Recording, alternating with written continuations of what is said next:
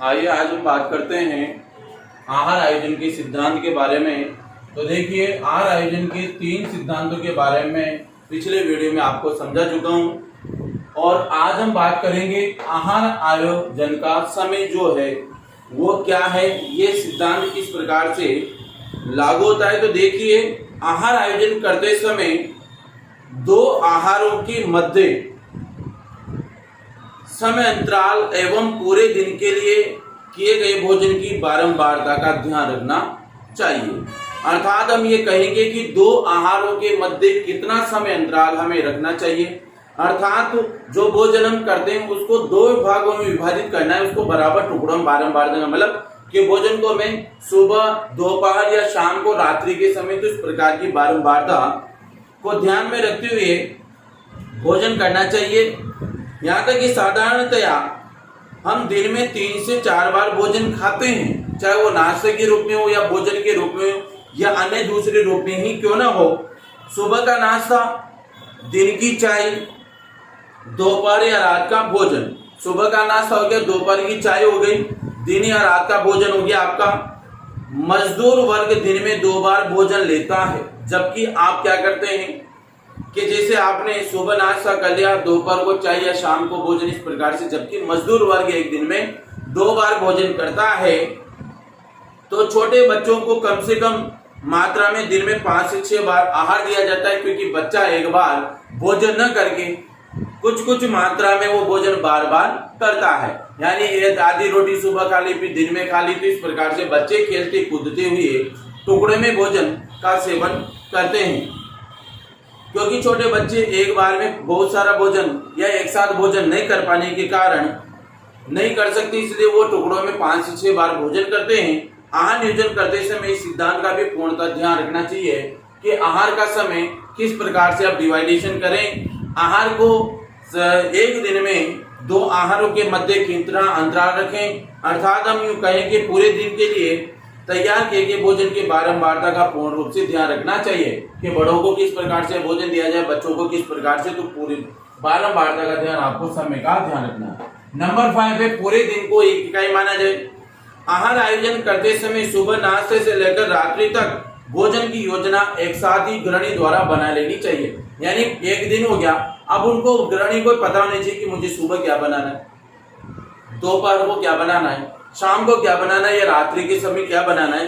तो वो पूरी योजना एक साथ उसको बना लेनी चाहिए, ताकि भोज्य पदार्थों को दिन के विभिन्न आहारों में क्या किया जाए, सम्मिलित किया जाए। अर्थात उसे पता लग जाता है कि मुझे सुबह कौन सा भोजन शामिल करना है, दिन में कौन सा करना है, शाम के समय या रात्रि के समय कौन सा भोजन मुझे शामिल करना है। यानी पूर्णतः एक दिन का पूरा अलग अलग होना चाहिए। उदाहरण के लिए, पूरे दिन में ली जाने वाली अनाज की मात्रा को नाश्ते में ब्रेड, उपमा, पोहा या फिर दोपहर को रोटी, पूरी, चावल, व रात के भोजन में पराठा, बाटी, हलवा, खीर आदि के रूप में सम्मिलित किया जा सकता है। यानी कि आपको सीधी बात को ये बता दूं कि भोजन में आपको अंतराल करना है, अर्थात भोजन में परिवर्तन करना है कि एक दिन को इकाई माना जाए। सुबह मान लीजिए कि आपने नाश्ते में ले लिया ब्रेड, उपमा, पोहे, ये आपने नाश्ते में ले लिया, भोजन चेंज हो गया। दोपहर में आपने लिया रोटी पूरी, चावल, ये आपने दोपहर को ले लिया, ये भी भोजन अलग हो गया। रात्रि के समय आपने भोजन में तय किया कि आपको रात्रि के समय भोजन में पराठा या फिर बाटी या फिर हलवा, खीर आदि के रूप में सम्मिलित किया जा सकता है। तो इस प्रकार से एक दिन को एक इकाई मान करके पूरे भोजन अवयवों को डिवाइडेशन कर देना चाहिए, जिससे पूरे परिवार के सदस्यों की आवश्यकता की पूर्ति हो जाएगी और वो बड़े चाव से उसका सेवन भी कर लेंगे। पूरे दिन को एक इकाई मानकर आहार आयोजन करने से परिवार के सदस्यों की विभिन्न पोषक तत्वों की दैनिक आवश्यकता की पूर्ति भी एक साथ की जा सकती है। क्योंकि भोजन आप अलग अलग प्रकार का दे रहे हैं, तो परिवार के प्रत्येक सदस्य की आवश्यकताओं की पूर्ति भी एक साथ हो जाएगी एक दिन में अलग अलग भोजन देने से। इससे पूरे दिन के लिए आहार आयोजन जैसी मानसिक प्रक्रिया एक बार ही करनी पड़ती है। उन सभी के लिए पूरे दिन का संतुलित भोजन की उपलब्ध हो जाता है। तो इसमें आपको अलग अलग भोजन फिर बनाने की जरूरत नहीं, आपने भोजन को ऑलरेडी 3 भागों में तोड़ दिया। सुबह का नाश्ता, दोपहर का भोजन या दोपहर का नाश्ता या फिर रात्रि का भोजन, उसमें आपने अलग अलग परिवर्तन कर दिया। तो इससे एक साथ परिवार के सभी सदस्यों की पोषक तत्वों की आपूर्ति एक साथ हो जाती है। नंबर 6 अब आता है आपका समय। समय भी एक कारक है आपके आहार आयोजन में। कैसे? क्योंकि आहार आयोजन करने के लिए जो महिलाएं सुबह जल्दी घर से काम पर निकल जाती है, वे अपना आधा काम रात्रि को ही कर लेती। मान लीजिए कि कोई भी महिला, आपकी मम्मी या कोई भी सिस्टर वगैरह अगर घर में अकेली है, वो काम पे जाती है अर्ली मॉर्निंग सुबह जल्दी, तो क्या करती, शाम को सब्जियां उब्जियां काट के उनको रख देती है।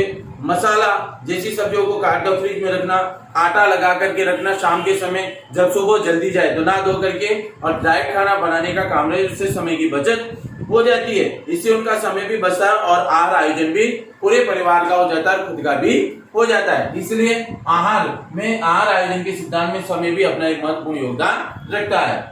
नंबर 7 है भोजन की स्वीकार्यता।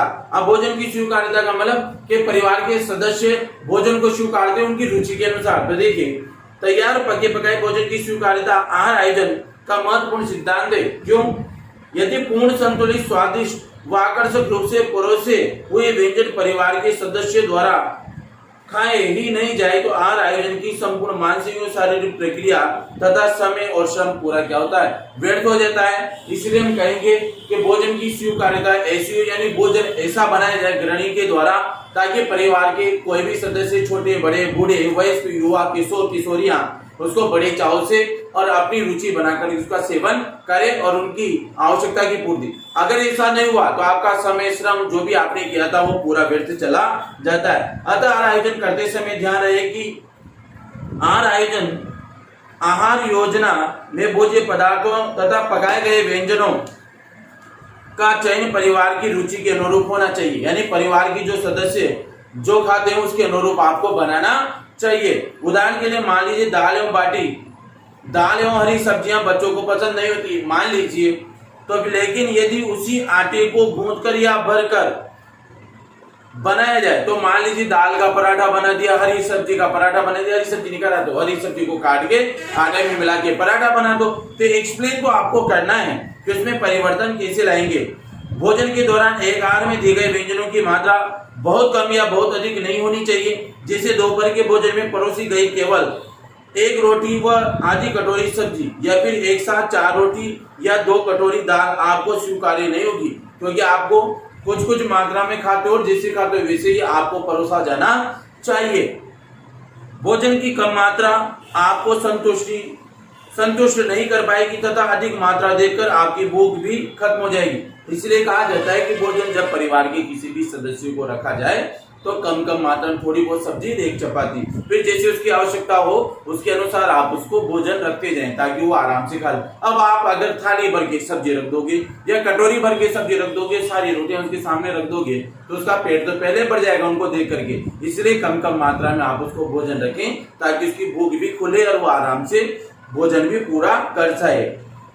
अतः आहार योजना में भोज्य पदार्थों के चयन और मात्रा का भी ध्यान रखना चाहिए कि भोज्य पदार्थ का चयन कौन सा करना है, कितनी मात्रा में परिवार के सदस्यों को भोजन रखना है। थोड़ा थोड़ा करके टुकड़ों में आप भोजन को रखें तो भोजन की स्वीकार्यता और उनकी रुचि के अनुसार वह अपने आप भोजन को ग्रहण कर लेते हैं। नंबर 8 पकाने की उचित विधियां। अब देखिए पकाने की उचित विधि आती है। आपको पता है आहार आयोजन का हमने पढ़ा है कि आहार आयोजन का कागज पर आहार योजना बनाना मात्र ही नहीं है बल्कि भोज्य पदार्थों का चयन, खरीदारी, संग्रहण, पकाना एवं परोसना भी है।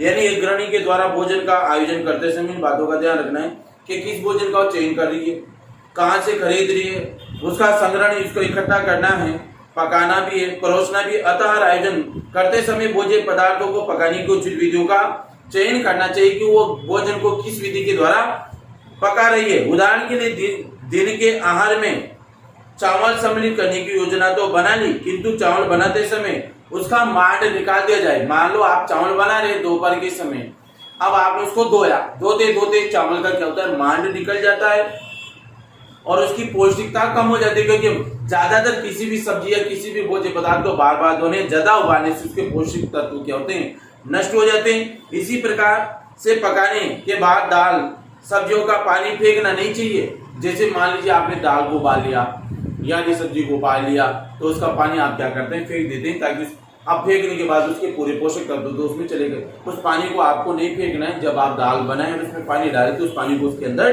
डाल देना चाहिए। यहाँ तक कि भोज्य पदार्थों को बहुत अधिक पकाना आदि कई सी आदतें हैं जो आपके पोषक तत्वों को, भोजन को ज्यादा भी नहीं पकाना चाहिए, जिससे भी उसके पोषक तत्व क्या होते हैं, नष्ट हो जाते हैं। यहाँ तक कि फलस्वरूप हमारे भोजन की पौष्टिक गुणवत्ता कम हो जाती है। उपरोक्त सिद्धांतों के आधार पर आहार आयोजन करते समय कई कारक इस प्रक्रिया को प्रभावित करते हैं। तो वह आहार आयोजन को प्रभावित करने वाले कारक हम अगले वीडियो में पढ़ेंगे। तो पकाने की उचित विधियों में आपको उबालना है, सेकना है, या किसी भी प्रकार से भी आप भोज्य पदार्थ बना रहे हैं तो उचित विधि का उपयोग करते हुए भोजन को बनाएं।